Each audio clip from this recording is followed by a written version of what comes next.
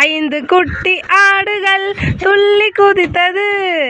ஒன்று கீழே விழ தலையும் அடியும் பட்டது. 4 குட்டி ஆடுகள் துள்ளி குதித்தது. ஒன்று கீழே விழ மூக்கு அடி பட்டது.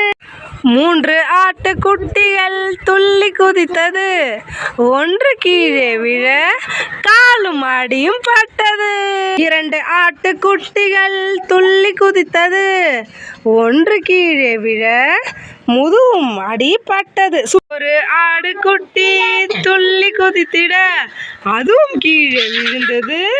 தலையாடி பட்டது.